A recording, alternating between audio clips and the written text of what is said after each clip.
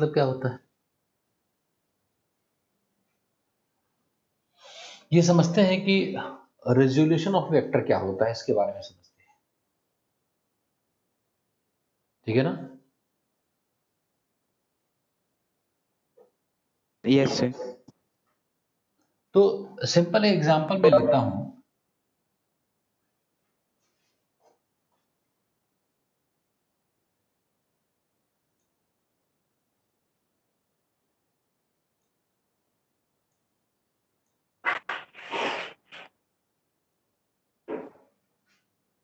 मान लो मुझसे कोई कहता है,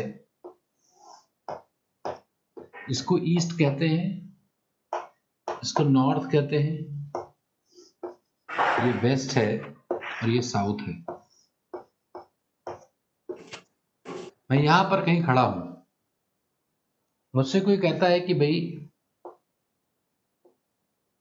यहां से 5 किलोमीटर, इस पॉइंट से 5 किलोमीटर दूर चले जाओ,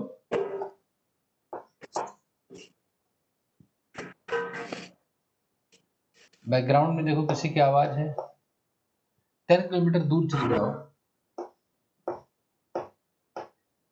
ये पी पॉइंट है। तो ओपी जो दिख रहा है तुम्हें, ओपी कितना हुआ है, क्या लिखा हुआ है?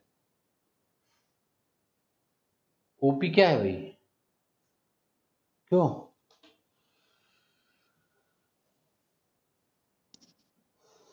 फाइव। हाँ,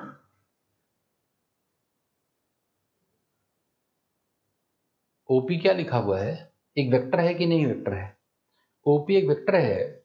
और यस किसी ने तुमसे कहा कि ओसीपी जाना है, 10 किलोमीटर जाना है, तो ये जो ओपी वेक्टर है वो क्या कहा जाएगा? ओपी वेक्टर कहा जाएगा 10 kilometre at an angle of at angle of 37 degree north of east, ये कहा जाएगा। इस डायरेक्शन को ऐसे बोलते हैं। क्या क्लियर हुई ये बात? सर। बोलो,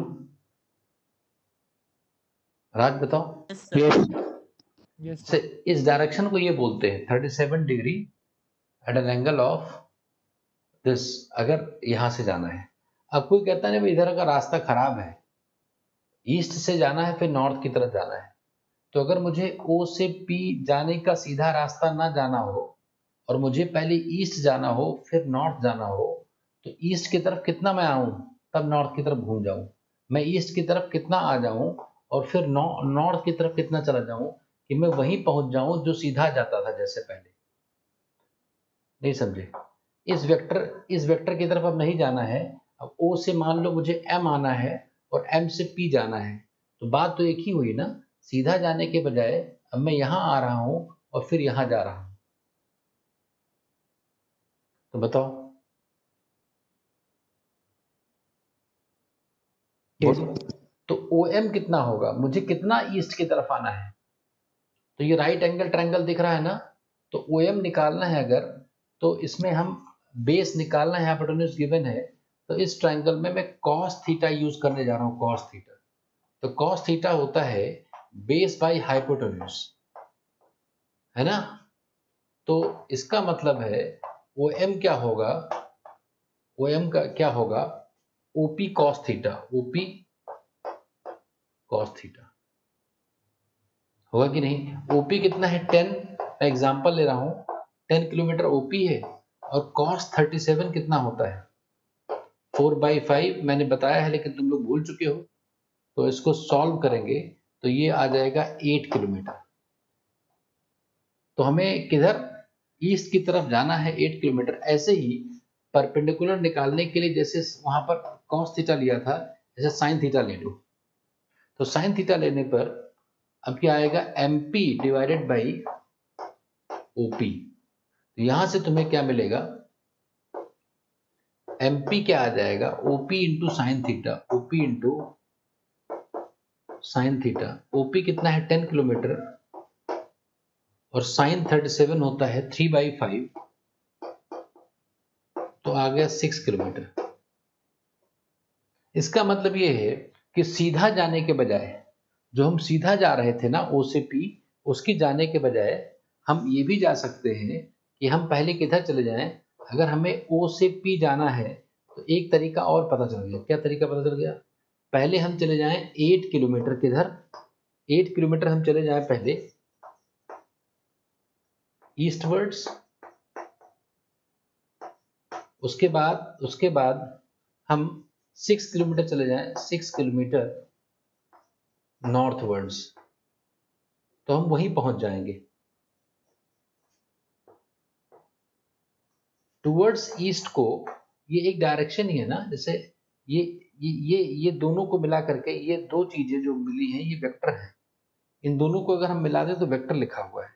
वेक्टर में एक चीज होता है मॉडुलस, उसका मैग्नीट्यूड, और दूसरा होता है उसका डायरेक्शन। तो इस पूरे वेक्टर में ये मॉड है और ये डायरेक्शन है। तो मॉड कितना है? 8 किलोमीटर। मॉड कितना है? 8 किलोमीटर।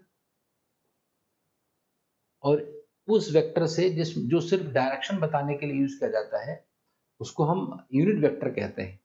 तो ईस्ट की तरफ जो यूनिट वेक्टर होता है उसको आई कैप कहते हैं।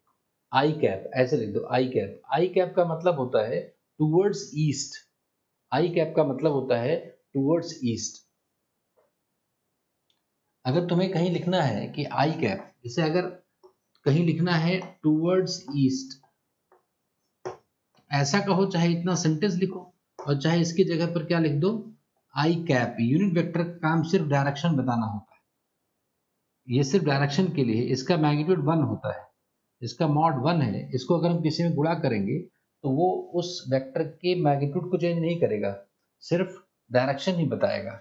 ऐसे टुवर्ड्स वेस्ट अगर किसी को कहना हो, टुवर्ड्स वेस्ट, तो मैथ्स में एक सिंबल है, फिजिक्स में एक सिंबल है, मैथ्स में टुवर्ड्स वेस्ट का मतलब हुआ कि माइनस आई कैप। ऐसे ही टुवर्ड्स नॉर्थ अगर किसी को कहना हो कि भाई टुवर्ड्स नॉर्थ, तो इसका मतलब जे कैप। तो टुवर्ड्स वेस्ट क्या होगा?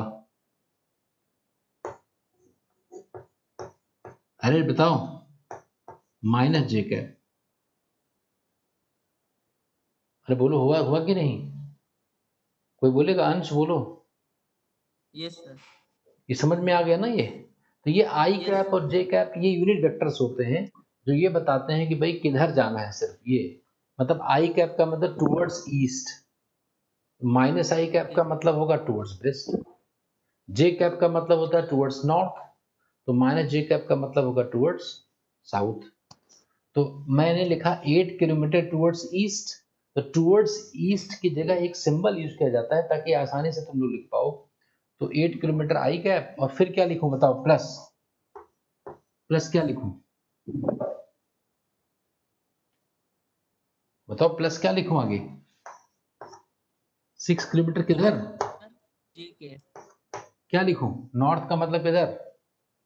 जे कैप। सब जे कैप। तो जो वेक्टर पहले ओपी था वो दो वेक्टर के सम के बराबर हुआ कि नहीं? Yes sir. तो किसी एक वेक्टर को दो या दो से ज्यादा वेक्टर्स के सम के फॉर्म में लिखने के तरीके को रेजोल्यूशन कहते हैं। यस। रेजोल्यूशन इज, हाँ सर वो जेड कैप सर जेड के लिए नहीं होता सर? हाँ होता है अपवर्ड्स। अगर बाहर आ जाएंगे, जैसे नॉर्थ सामने हुआ, पीछे साउथ हुआ, इधर आई कैप, इधर minus i cap, east west north south, ऊपर के कैप, ऊपर क्या के कैप, नीचे माइनस के कैप, अपवर्ड्स के कैप, डाउनवर्ड्स माइनस के कैप। ये अब आई कैप जे कैप के कैप में हम किसी चीज को बता सकते हैं। अगर आई कैप जे कैप के कैप पता है तो किसी की डायरेक्शन को आप बता सकते हो, उसमें कोई दिक्कत नहीं होगी। तो ये सिंबल्स है, इसमें घबराना नहीं। These are basic symbols by which we use different directions, we use to denote different directions, right? Any doubt? तो resolution को अब हम define करेंगे। अभी तक तो मैंने example दिया था। Resolution is simply a method to write a vector into sum of different vectors, sum of two or more than two vectors. This method of writing splitting a vector is called as resolution. Hope everything is clear.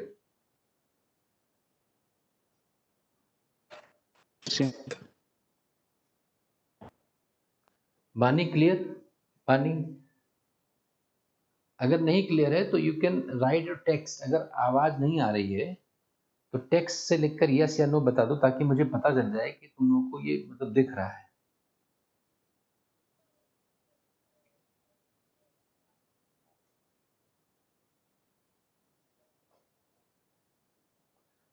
पल क्या दिक्कत आ गई बेटा? Problem बोलो.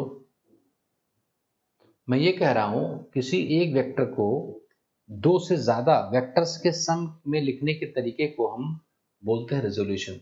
जैसे पहले मैं ओ से पी जाना था, तो अगर मुझे इधर नहीं जाना है 10 किलोमीटर, मुझे किसी ने कहा कि भाई जहां खड़े हो वहां से एक ऐसे पॉइंट पर चले जाओ जो पॉइंट तुमसे 10 किलोमीटर दूर हो, और वो पॉइंट किधर जाना है, कहाँ है, at an angle of 37 degree north of east.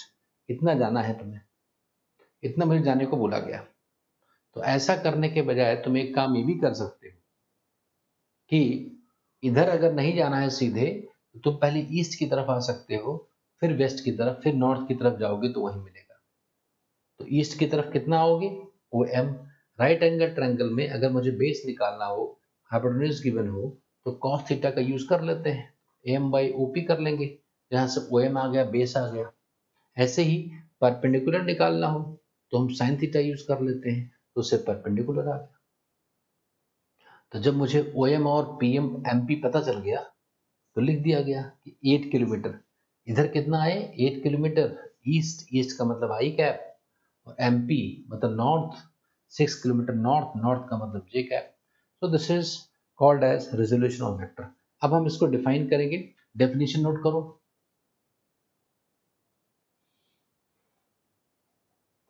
Write the definition of resolution. A resolution of a vector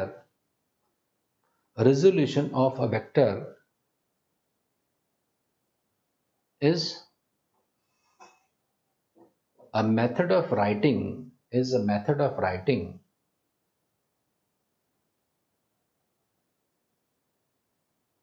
a given vector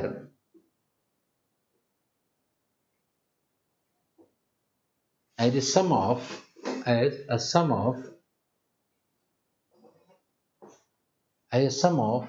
two or more than two vectors. As a sum of two or more than two vectors. तो किसी एक vector को दो या दो से ज्यादा vectors के फॉर्म में लिखने के तरीके को रेजोल्यूशन कहते हैं. कोई डाउट हो तो रेज योर हैंड. बताओ कोई डाउट. आकांक्षा, हंस, बानी, राज, प्रांजल, सजल, उत्पल. कोई डाउट नहीं. Very good. तो अब ये आपने डेफिनेशन लिख लिया होगा. देखते हैं. अब ये तो मैंने एक एग्जांपल दिया था, अब एक जनरल बात करते हैं. ये तो एग्जांपल था.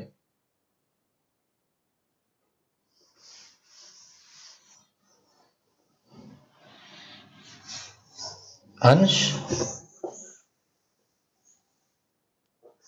किसकी आवाज आ सकती है? कौन बोल सकता है? क्या बोलना? ये विजिबिलिटी बेटर है, ये मैं पूछना चाहता हूं. क्लियर है वीडियो? Yes sir. देखते हैं. तो अभी रेजोल्यूशन की जो बात हम लोगों ने की है, उसकी जनरल बात कर लेते हैं. इन जनरल हम वास्तव में क्या कह सकते हैं? अगर हम जनरल बात करें तो क्या होगा रेजोल्यूशन की, कि भाई मान लो ये कोई प्लेन है और कोई वेक्टर ऐसा है. अब एग्जांपल ले रहे थे, जैसे पहले 10 था, मैंने ए कह दिया. मान लो ए है, ये कोई वेक्टर है ओपी, इसकी लेंथ कितनी है ए, और जो थीटा एंगल पर है। तो अगर ओ से पी हमें जाना है और रास्ता खराब है तो हम पहले यहाँ कहीं आ सकते हैं, तो यहाँ से इधर जा सकते हैं। तो ये एक्स एक्सिस मान लो और ये वाई एक्सिस है, ये मान लो ओ एम है। तो ओ एम क्या हुआ, इसको क्या बोलते हैं, इसको बोलते हैं component of vector OP along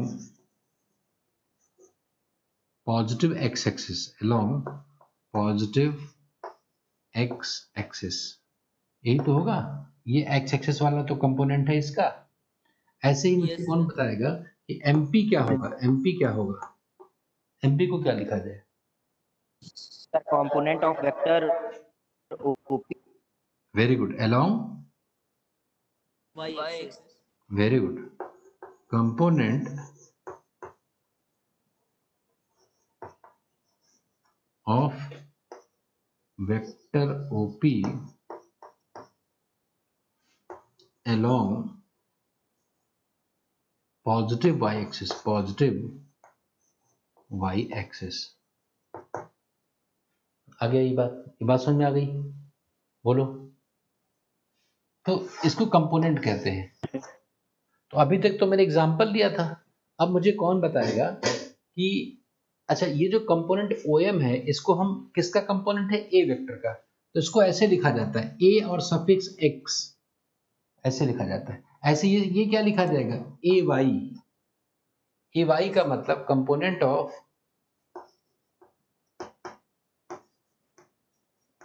ऐसे लिखा जाएगा। तो मुझे कोई बताएगा कि ए एक्स जो है वो ए और थीटा के फॉर्म में कितना होगा? a cos theta। बहुत बढ़िया, वेरी गुड, सर एक कॉस। बहुत बढ़िया भाई। ट्रायंगल, ये राइट एंगल ट्रायंगल है, इसमें cos थीटा अगर यूज करोगे, cos थीटा, अगर मैं cos थीटा लिखूंगा तो ax बाई ए होगा। तो इसका मतलब ax कितना हो गया, a cos थीटा। ऐसे ही ay कितना होगा, very good, a sin theta. A sine theta. ये कभी भी निकालना हो, अगर तुम्हें किसी हाइपोटेन्यूज का कंपोनेंट बेस की तरफ निकालना हो ना, तो हाइपोटेन्यूज को cos थीटा से गुणा कर दो, और हाइपोटेन्यूज गिवन हो और बेस नहीं परपेंडिकुलर निकालना हो तो इस हाइपोटेन्यूज को sin थीटा से गुणा कर दो। तो अब तुम्हें जल्दी जल्दी करना होगा, जैसे क्वेश्चन में, जैसे मैं पूछूंगा तुरंत बताना होगा।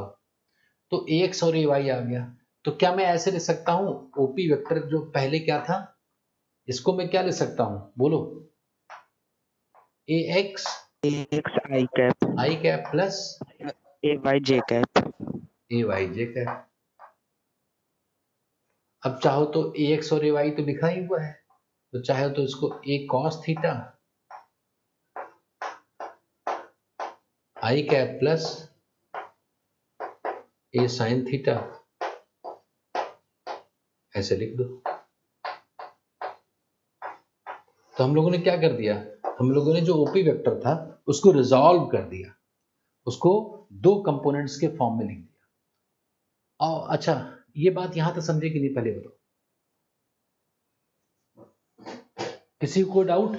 Any doubt? No sir. अच्छा ये जो दोनों कंपोनेंट्स हैं ये आपस में परपेंडिकुलर हैं कि नहीं है? ये जो ax और ay है परपेंडिकुलर तो है। Yes sir.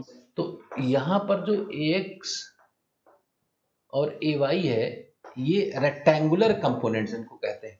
अगर दोनों कंपोनेंट्स के बीच में एंगल कितना हो, 90 डिग्री हो, तो उसको रेक्टेंगुलर या फिर ऑर्थोगोनल, ऑर्थोगोनल का मतलब भी होता है रेक्टेंगुलर परपेंडिकुलर, इसको ऑर्थोगोनल कंपोनेंट्स भी कह सकते हैं।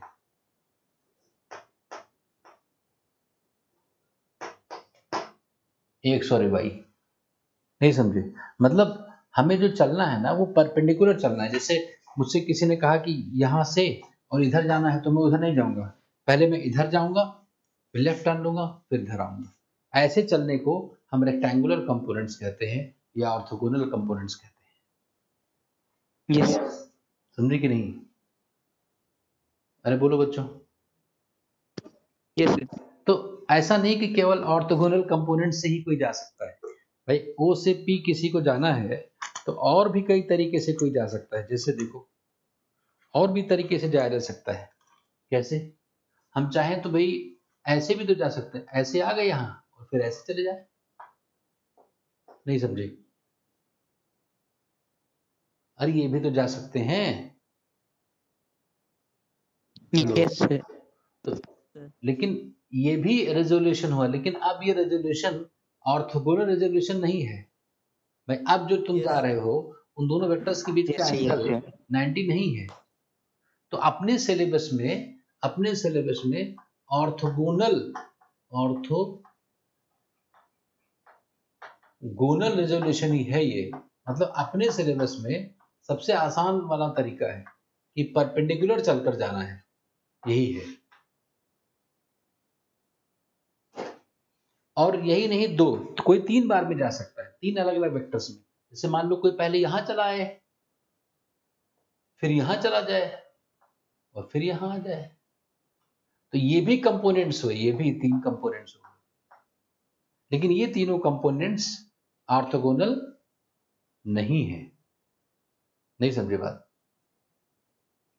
रेक्टेंगुलर नहीं है। अगर रेक्टेंगुलर कंपोनेंट कहा जाएगा तो रेक्टेंगल में एक एंगल जहां 90 बनता है, 2 ही वेक्टर्स के फॉर्म में लिखना है। रेक्टेंगुलर कंपोनेंट्स 2 ही से काम चल जाएगा। अगर तुम्हें 90 डिग्री पर जाना है तो पक्का है कि 2 तरीके से चलना पड़ेगा, 3 तरीके से नहीं चल सकते अगर एक प्लेन में चलना है तो। ठीक है ना? तो कुल मिलाकर अभी तक हम लोगों ने जो पढ़ा उसमें ये पढ़ लिया कि अगर कोई कंपोनेंट, कोई वेक्टर ए है तो उस वेक्टर को अगर ऐसे लिखा जाए ए एक्स आई कैप प्लस ए वाई जे कैप, ऐसे लिखा जा सकता है। जिसमें ए एक्स, इसको क्या बोलेंगे? ये क्या चीज लिखा हुआ है? This is x component of vector A and this is component of vector A along Y axis, यही तो लिखा हुआ है। Yes sir. तो जैसे कोई वेक्टर अगर है ऐसा कि मान लो ए वेक्टर है, ये हमारा 2 वेक्टर्स हैं ऐसे, ये वेक्टर ए है, दिख रहा है कि नहीं? ये एंगल थीटा है। तो क्या मैं ये लिख सकता हूं ए वेक्टर का मॉड मतलब hypotenuse A x square plus A Y square के इक्वल होगा? ये बात सही है? Yes sir. यस इसका मतलब किसी वेक्टर का मॉड उसके रेक्टेंगुलर कंपोनेंट्स के स्क्वायर, किसी वेक्टर के मॉड का स्क्वायर, किसी वेक्टर के मॉड का स्क्वायर उसके रेक्टेंगुलर कंपोनेंट्स के स्क्वायर के सम के इक्वल होता है।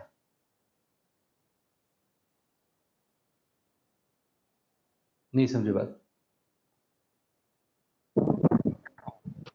Yes sir is this clear to everybody? Yes very good. Yes लिख लो या स्क्रीनशॉट ले लो।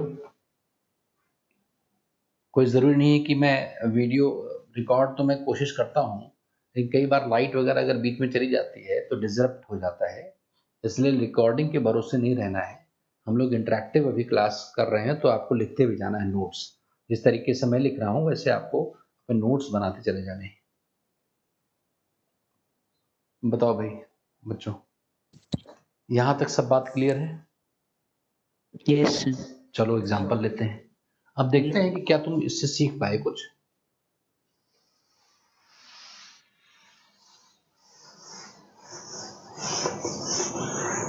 अब मैं जानना चाहता हूं कि क्या सीख पाए तुम लोग।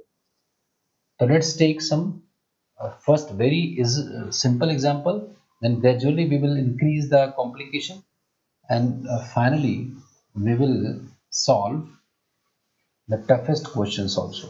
अच्छा, अभी जो मैंने एग्जांपल अभी भेजा था, अभी वो रिकॉर्डिंग एक, उसमें क्वेश्चन सॉल्व करके सबको समझ में आ गया था? रिकॉर्डिंग किसने देखा था आज जो भेजा है ग्रुप पर? प्रांजल, नहीं देखा तुम लोगों ने? हम लोगों ने नहीं देखा था। अरे मैंने कोई ग्रुप पर भेजा है कुछ? सर अभी देखा सर, वो वीडियो नहीं देखी। नहीं, अभी जो मैंने उस दिन कहा नहीं था कि एक क्वेश्चन हम लोग कर रहे थे, तो मैंने कहा था मैं वीडियो बनाकर भेज यस दूंगा, सर, तो वो भेज दिया यस था सर, आज। ठीक है, उसको यस देख सर, लेना वो। अभी देखी। हाँ, अभी क्लास के बाद देख लेना, ठीक है। अब आगे देखो, अब मैं कुछ क्वेश्चंस कर बताता हूँ आपको, बताना है क्या। एग्जाम्पल,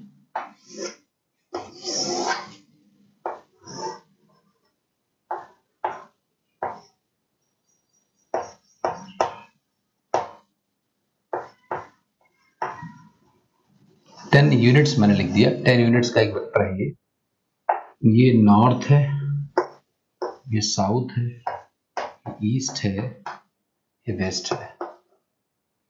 तो ये जो ओपी वेक्टर है इसको कंपोनेंट के फॉर्म में कौन लिखकर बताएगा मुझे? Right vector OP in terms of components, components के फॉर्म में लिखो।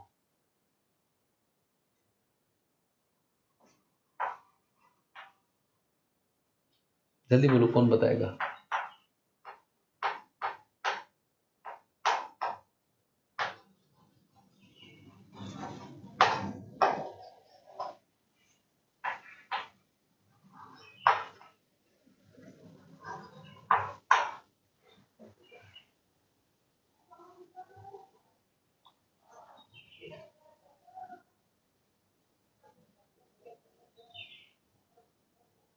बोलो, देखते कौन बताता है। मैं नहीं बताऊंगा, तुम ही लोगों को बताना है, गलत से जो भी बताओ।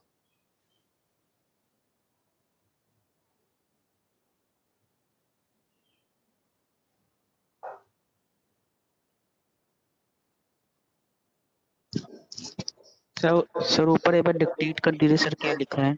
Right OP vector in terms of components. Okay sir, thank you.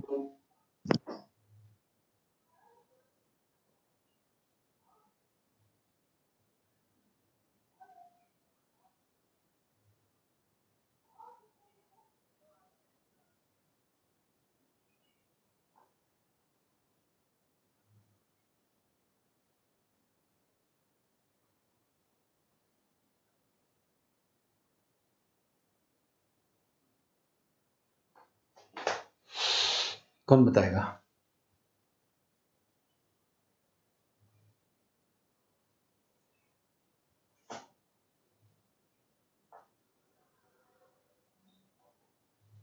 नहीं बताओगे ना तुम लोग?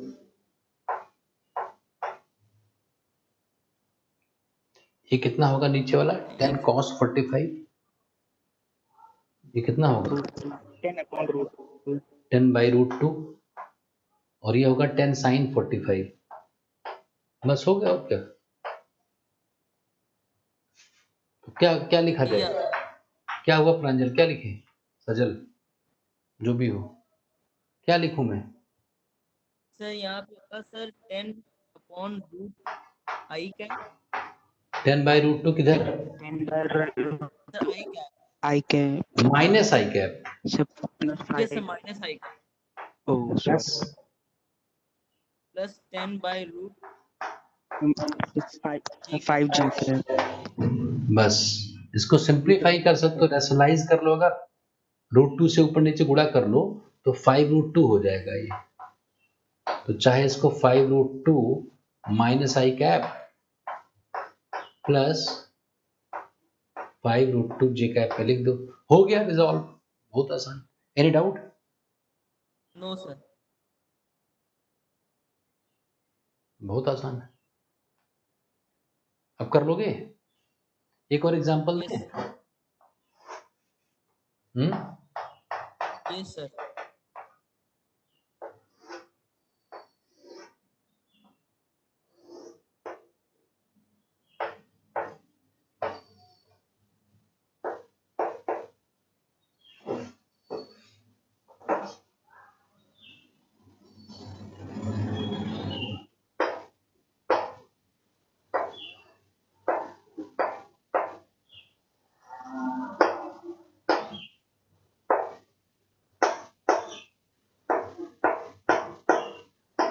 बताओ।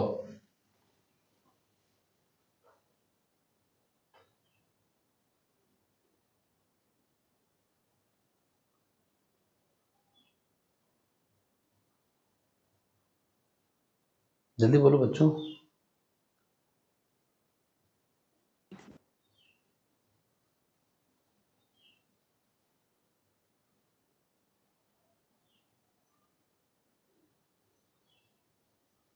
आकांक्षा बताओ, अंश, बानी, राज, कौन बताएगा?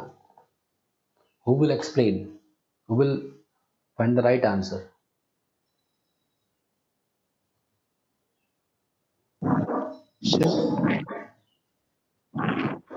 सर बोलो बोलो। वेक्टर सर हाँ 10 minus I cap sir 10 minus I cap 10 minus I cap sir plus 10 root 3 minus J cap minus 10 root 3. Yes sir yes yes sir sir yes yes sir 10 root 3 J minus J cap very good. ये किसका और किसका आया है ये? Sir मेरा आपका प्रांजल। Very good, बहुत बढ़िया। मानी तुम्हारा नहीं आया क्या? मानी?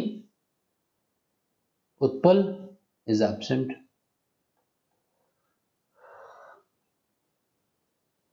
एक लैपटॉप या एक मोबाइल अच्छा, एक connection, these are very important tools for at least 1 year or 2 years also।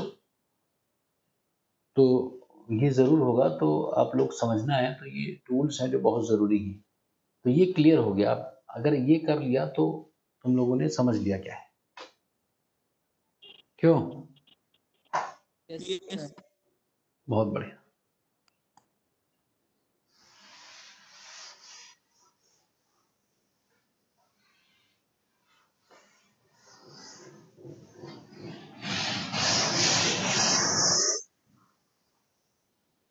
अब मान लो अभी तक तो हम एक्स वाई प्लेन में चल रहे हैं, मतलब जमीन ग्राउंड पर चल रहे हैं। अब मान लो कोई ग्राउंड पर चल करके फर्स्ट फ्लोर पर आ गया, जैसे कहीं गया, पहले कहीं चला और चलते हुए गया और ऊपर भी चढ़ गया, वो जैसे ऐसे दिखाया जाए। इंपॉर्टेंट क्या इंपॉर्टेंट है समझो।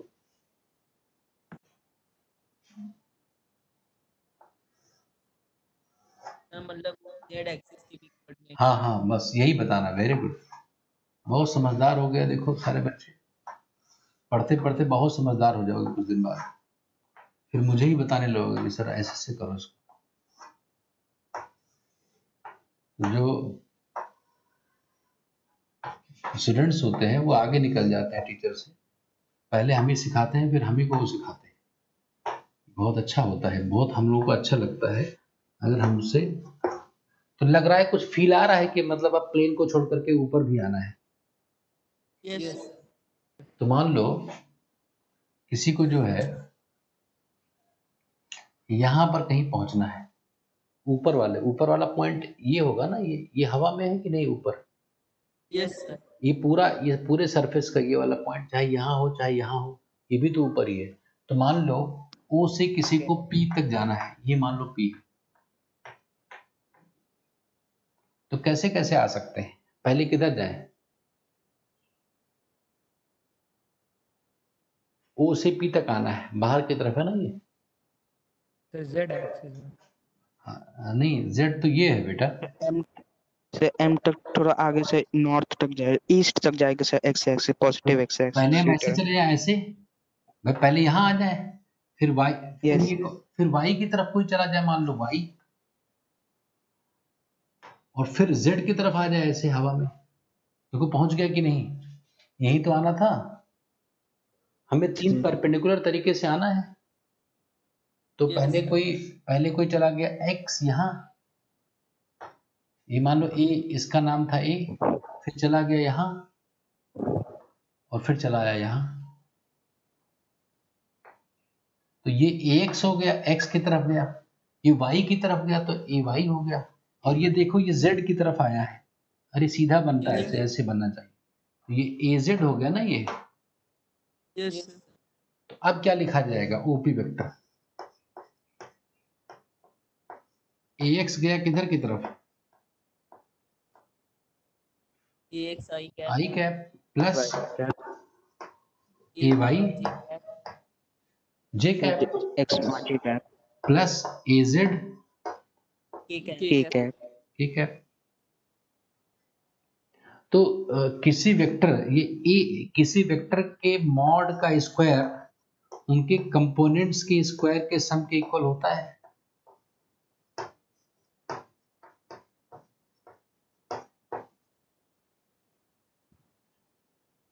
नहीं समझे बात? yes ये तो हो गया।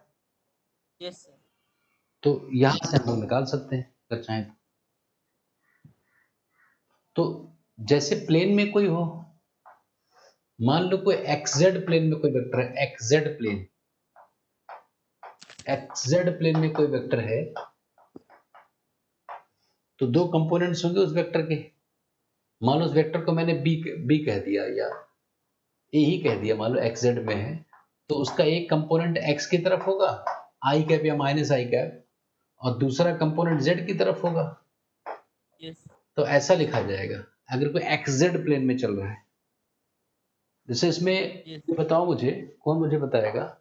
ये O है, मान लो A B C D, ये P है, E F।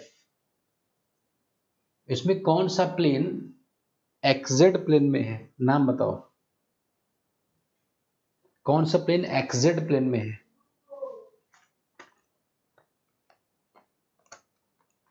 उस प्लेन का नाम बताओ जो XZ प्लेन में है।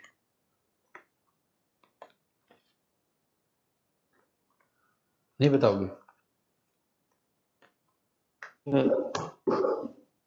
AB ABC ABCO, ये वाला प्लेन, ये वाला देखो, यस यस ये XZ देखो, XZ प्लेन का मतलब X एक्सिस और Z एक्सिस को मिला करके जो प्लेन बनता है ना, उसको Yes. XZ प्लेन कहते हैं। ये कौन सा प्लेन हुआ? XZ XZ प्लेन, है ना? ऐसे ही yes XZ प्लेन के पैरेलल दूसरा प्लेन कौन सा है इसी प्लेन के पैरेलल? EFPD, yes यस ये वाला भी। नहीं समझे बात? yes sir समझ गए। ये दोनों प्लेन्स XZ प्लेन है।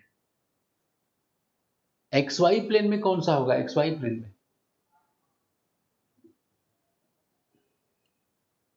सर एक- ABF सर ABPS हाँ? ABP नहीं सर नहीं नहीं वो नहीं होगा। XY, X और Y को मिला करके OCDE, yes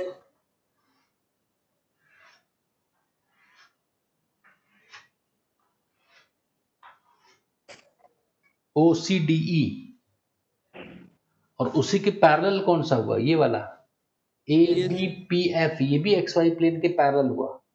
और बाकी जो दोनों बच गए ना, BCDP, ये कौन सा प्लेन हो गया? BCDP ये हो गया, ये कौन सा? Y एक्सिस, और ये हो गया Z एक्सिस, YZ प्लेन। तो yes बात समझ गए कि नहीं? yes तो किसी वेक्टर को XZ प्लेन में लिखना हो तो उसके दो कंपोनेंट्स होंगे,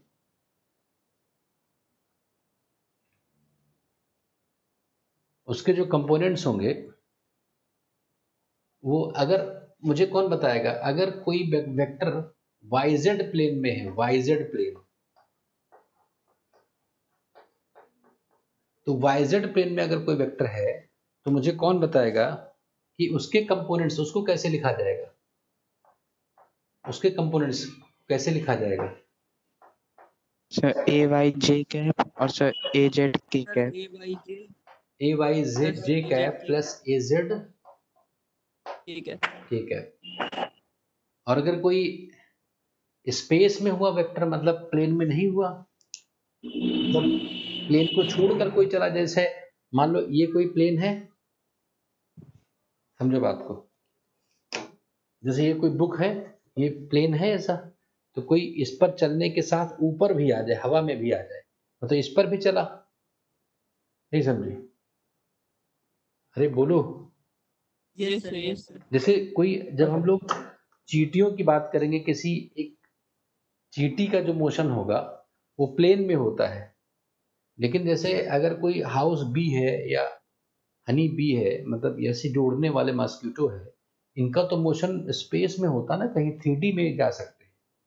यस, ये कोई तो सर वो तीनों प्लेन में होंगे। हाँ, उसका मोशन जब हम लोग एनालाइज करेंगे तो उसमें तीनों हो सकता है। एक साई कैप प्लस बर्ड का, जब बर्ड की हम वेलोसिटी बताएंगे, रिलेटिव वेलोसिटी की बात करेंगे, बर्ड के बारे में बात करेंगे, तो उसमें हम कहेंगे कि भाई कोई ऐसी कोई बर्ड देखी जो एक प्लेन में ही उड़ रही हो हमेशा, थोड़ा हाइट वैसे भाई कभी ऊपर कभी नीचे कुछ भी हो जाता है ना।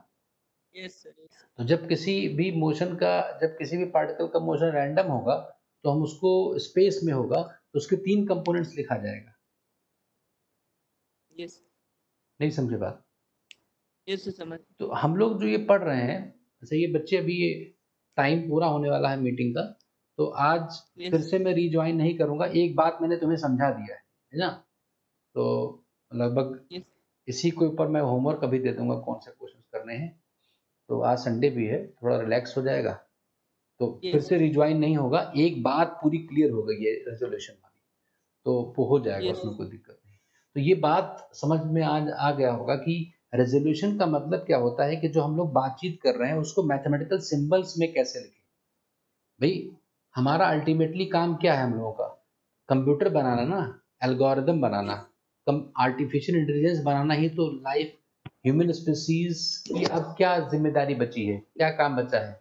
आर्टिफिशियल इंटेलिजेंस ही तो बनाना, यस सर, और क्या बचा है? यस सर, एआई ही तो बनाना है ना तुम्हें आगे चलकर, रोबोटिक्स। यस सर, तो एआई में हमें जो बात है ना उसको मैथ्स में कन्वर्ट करना होगा कि नहीं? Yes sir, yes sir, yes sir, चिड़िया उड़ रही है वो हम लोग कहेंगे तो आई कैप जे कैप के कैप में बात कहनी पड़ेगी। यस सर, नहीं समझी बात? तो इसका बेसिक चीज तुम लोग तैयार कर रहे हैं। जो मेडिकल साइंस में है उनके लिए भी रोबोटिक्स बहुत ज्यादा जरूरी होने वाला है आने वाले टाइम में। सर्जरी होगी जो रोबोटिक्स होगी, लेकिन रोबोट कौन बनाएगा? हम लोग इंजीनियर्स बनाएंगे ना। यस सर, तो वो उनको कौन, उनकी लैंग्वेज को समझना हम लोग सीख रहे हैं। यस सर, और ये एक ऐसी लैंग्वेज है जो यूनिवर्सल है। जैसे हमारी हिंदी है, वो तो वही मान लो यूपी और मध्य प्रदेश कुछ ही स्टेट्स में है, अपने देश में ही Yes. यूनिवर्सल नहीं है। मैथ्स का लैंग्वेज यूनिवर्सल लैंग्वेज है, चाहे वो यूएस हो चाहे ब्रिटेन हो, कोई भी हो, वहां पर समझा जाएगा 2+2=4। तो हम इसीलिए अपने जो आम भाषा है उसको मैथमेटिकल सिंबल्स में कन्वर्ट कर देते हैं ताकि वो यूनिवर्सल लैंग्वेज हो जाए और ग्लोबल काम